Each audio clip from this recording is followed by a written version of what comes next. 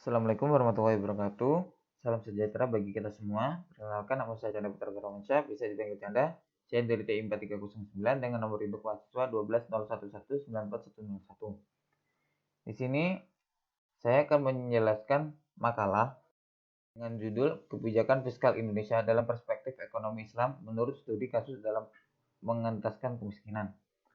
Untuk makalah kali ini, saya akan menjelaskan latar belakang dan kesimpulan. Untuk belakangnya sendiri, negara adalah pemegang otoritas tertinggi dalam merumuskan suatu kebijakan. Kebijakan pemerintah yang kerap kali bersinggungan langsung dan mempengaruhi iklim aktivitas masyarakat adalah kebijakan di bidang ekonomi. Salah satu kebijakan penting yang berada di dalam otoritas pemerintah adalah kebijakan fiskal, di mana negara berperan dalam mengatur kegiatan ekonomi agar tetap terjaga stabilitas dan kesejahteraan rakyatnya, sehingga dapat membantu untuk mengatasi dari persoalan fundamental, kemiskinan, dan pengangguran. Paling tidak, fungsi pemerintah dalam perekonomian nasional yaitu melakukan upaya untuk meningkatkan efisiensi perekonomian nasional, meningkatkan keadilan berkenaan dengan distribusi pendapatan antara kelompok-kelompok dalam masyarakat. Kebijakan fiskal di Indonesia usahakan stabilitas ekonomi serta mengatur perpajakan dan mengatur pengeluaran negara. Di dalam catatan sejarah peradaban Islam, negara juga difungsikan sebagai pemegang peran vital dalam mengatur kebijakan ekonomi yang dibangun di atas prinsip kemaslahatan dan kesejahteraan rakyat. Bentuk peran ekonomi yang dibangun di atas prinsip kemaslahatan dan institusi Baitul Mal dari Karim 204 ayat 59.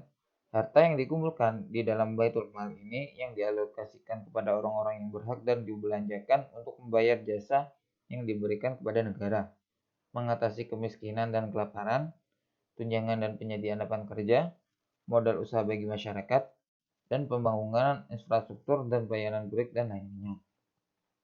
Di Indonesia melalui Pilpres nomor 18 tahun 2007, sasaran pembangunan ekonomi tahunan Indonesia diarahkan untuk mendorong pertumbuhan ekonomi dalam rangka memperluas lapangan pekerjaan dan mengurangi tingkat kemiskinan.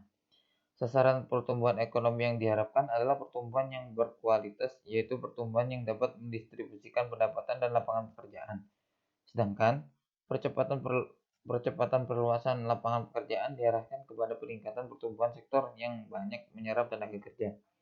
Mengenai penanggulangan kemiskinan, fokus sasaran adalah bagaimana meningkatkan pendapatan secara merata dan memberikan akses yang lebih luas bagi masyarakat untuk mendapat pendidikan, kesehatan, air bersih, dan kebutuhan dasar lainnya. Di sini selanjutnya saya akan menjelaskan kesimpulan.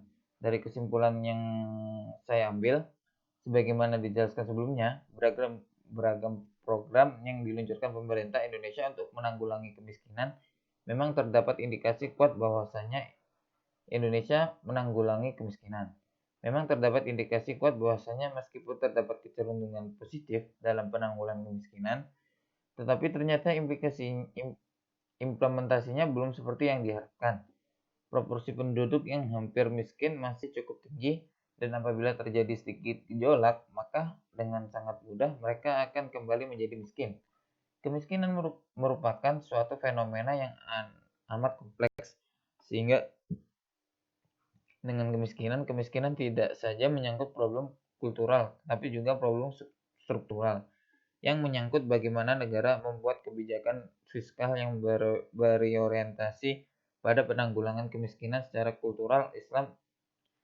Islam menganjurkan untuk menumbuhkan peranan setiap individu dalam meningkatkan kualitas hidupnya dan menumbuhkan proses kebersamaan sosial melalui zakat, infak, dan sedekah.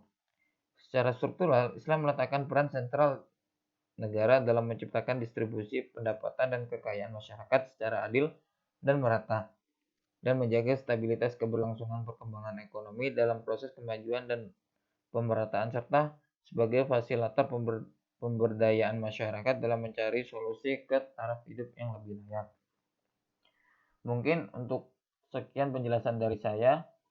Mohon maaf apabila ada salah kata. Saya tutup dan akhiri. Wassalamualaikum warahmatullahi wabarakatuh. Terima kasih.